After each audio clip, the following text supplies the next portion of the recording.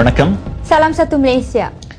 ஒரே மலேசியா கோட்பாட்டை ஏற்றுக்கொண்டு அதனை முழுமையாக பின்பற்றும் மக்களின் எண்ணிக்கை அதிகரித்துள்ளதாக தகவல் தொடர்பு பண்பாட்டு அமைச்சர் டத்தோஸ்ரீ உத்தமா டாக்டர் ரைஸ் யாத்தின் தெரிவித்தார். கடந்த ஆண்டு தமது அமைச்சர் நடத்திய ஆய்வில் 86 விழுக்காட்டினர் ஒரே மலேசியா கோட்பாட்டுக்கு ஆதரவளித்திருப்பதை அமைச்சர் சுட்டிக்காட்டினார். 22 பேரிடம் அமைச்சு நடத்திய கருத்து கணிப்பில் 86 விழுக்காட்டினர் ஒரே மலேசியா கோட்பாட்டை ஏற்று அதனை பின்பற்றுவது கண்டறியப்பட்டது. தகவல் தொடர்பு பண்பாட்டு அமைச்சர் நிர்ணயித்துள்ள தேசிய செயல்திறன் முதன்மை குறியீட்டை காட்டிலும் இது 1.3 விழுக்காடு அதிகமாகும். எனவே இவ்வாண்டு மேலும் அதிகமானோர் அந்த கருத்து கணிப்புக்கு உட்படுத்தப்படுவார்கள் என டத்தோஸ்ரீ உத்தமா டாக்டர் ரைஸ் யாத்தின் தெரிவித்தார். Dan didapati dengan angka sebesar ini, badan yang memberi penghargaan tertinggi ialah badan-badan pelbagai kaum. Justru kita tidak boleh mengambil ringan tentang maklum balas 86% lebih kurang ini.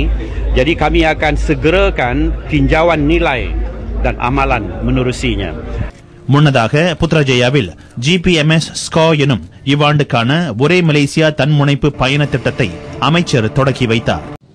இவ்வாண்டில் நாட்டின் பொருளாதாரம் 5 விழுக்காடு அல்லது அதற்கும் கூடுதலான வளர்ச்சியை பதிவு செய்யும் என அரசாங்கம் நம்பிக்கை கொண்டுள்ளது. உலகமய சவால்கள் அதிகரித்த வண்ணம் இருக்கின்றன. இருந்தாலும் அரசாங்க மறுசீரமைப்பு திட்டம், பொருளாதார மறுசீரமைப்பு திட்டம் ஆகியவற்றின் வாயிலாக இலக்கை அடைய முடியும் என இரண்டாவது நிதியமைச்சர் டத்து ஸ்ரீ ஹுஸ்னி ஹனார்ஸ்லா நம்பிக்கை தெரிவித்தார். உலக பொருளாதார மந்தநிலை காரணமாக கடுமையான சவாலை எதிர்கொண்டாலும் அரசாங்கத்தின் முயற்சியில் நாட்டின் பொருளாதாரம் தொடர்ந்து வளர்ச்சியை பதிவு செய்து வருவதாக அமைச்சர் கூறினார். Bahawa yang penting antara lain adalah faktor perbelanjaan oleh kerajaan. Maknanya di mana saya nyatakan pertumbuhan keluaran dalam negara kasar bergantung pada beberapa faktor. பொருளாதார நெருக்கடியை எதிர்கொள்வதற்கு அரசாங்கம் பல்வேறு திட்டங்களை அமல்படுத்தி வருகிறது. KPI எனப்படும் முதன்மை அடைவு நிலை குறியீட்டின் அடிப்படையில் மேற்கொள்ளப்படும் திட்டங்களும் இதற்கு பெரிதும் துணை புரிந்து வருவதாக அமைச்சர் குறிப்பிட்டார்.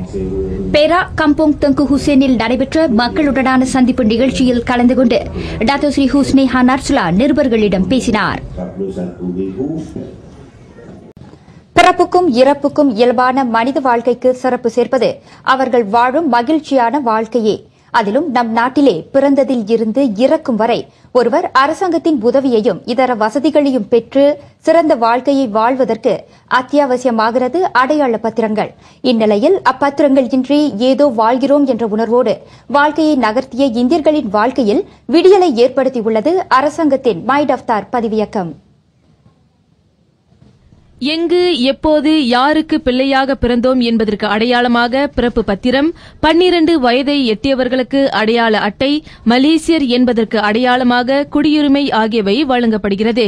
இந்த பத்திரங்கள் இருந்தால் மட்டுமே ஒருவர் கல்வி, சமூகம், பொருளாதாரம் என அனைத்து துறைகளிலும் உள்ள வாய்ப்பையும் பயனையும் பெற முடியும்.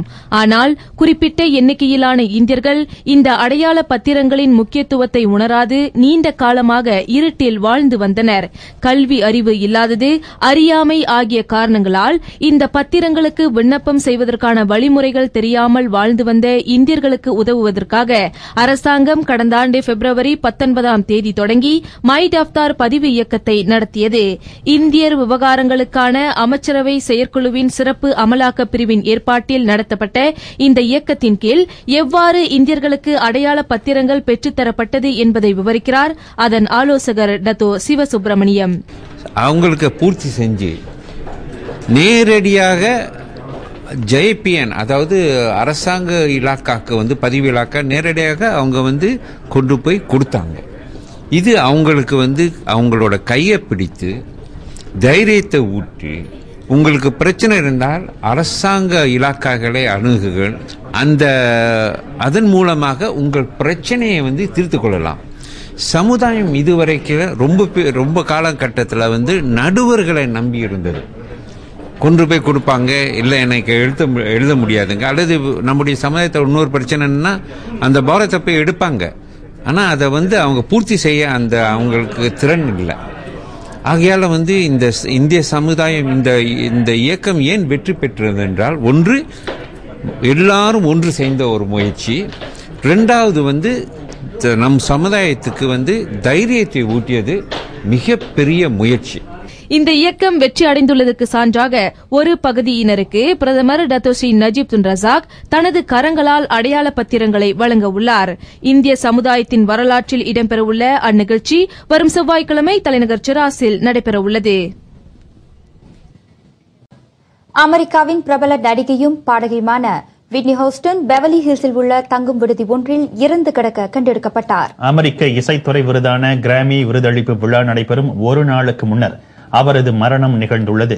விட்னி ஹூஸ்டன் 6 முறை கிராமி விருதை வென்றவர் என்பது குறிப்பிடத்தக்கது.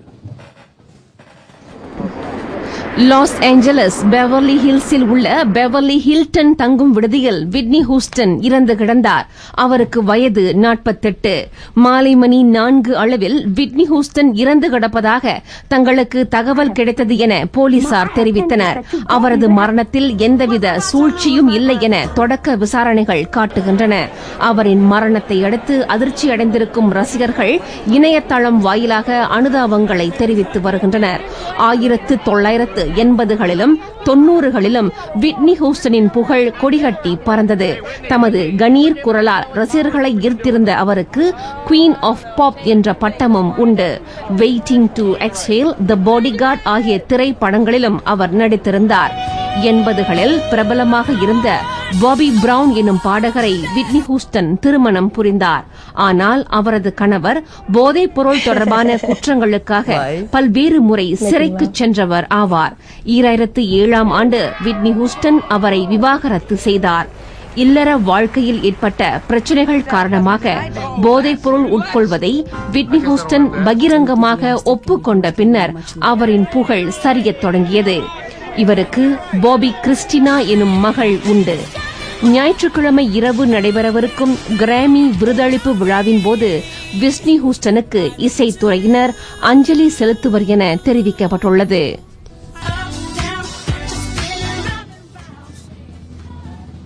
வட சீனா ஹுலுபியூரில் ஏற்பட்டுள்ள கடும் குளிரால் அப்பகுதியில் உள்ள 8000 வீடுகளின் சுவர்களில் விரிசல் ஏற்பட்டுள்ளது. அப்பகுதியில் கடந்த 40 நாட்களாக தட்பவெப்பநிலை உறைநிலைக்கும் கீழ் பதிவாகியுள்ளதை அடுத்து மக்களின் இயல்பு வாழ்க்கை பாதிக்கப்பட்டுள்ளது. மண்ணாலும் பலகையாலும் அமைக்கப்பட்ட வீடுகளின் சுவர்கள் கடும் குளிர் தாங்காது விரிசலடைய தொடங்கியுள்ளன. கடந்த 2 வாரங்களில் தங்கள் வீட்டின் சுவரின் 20 இடங்களில் விரிசல்கள் ஏற்பட்டுள்ளதாக பொதுமக்களில் சிலர் தெரிவித்தனர். தீ மூட்டி குளிரை தாங்குவதற்காக இம்முறை தாம் 10 டன் கரித்துண்டுகளை வாங்கியுள்ளதாக குறிப்பிட்ட டிங் ஆங் யிங் எனும் பெண்மணி கடந்த ஆண்டை காட்டிலும் இது 2 மடங்கு அதிகம் என்றார்.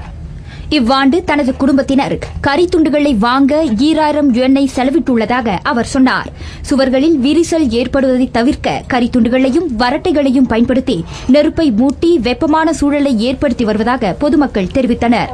இதுவரை 24,000 அறைகளில் விரிசல் ஏற்பட்டுள்ளது.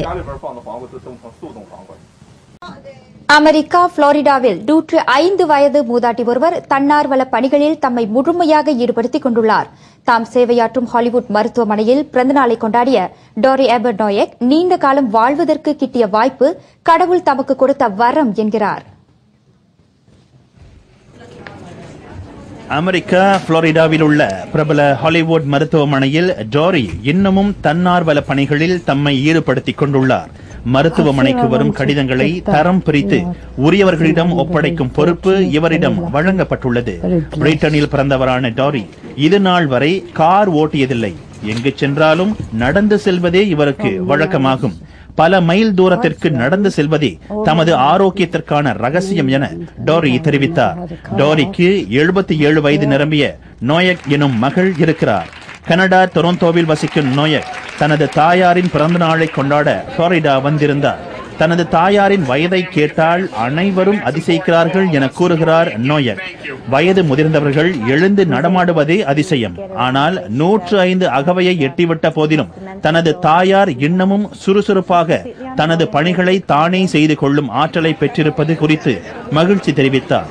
அன்றாடம் நாளிதழை முழுமையாக படிப்பதும் புதிர் கேள்விகளை செய்வதும் டோரியின் பொழுதுபோக்காகும்.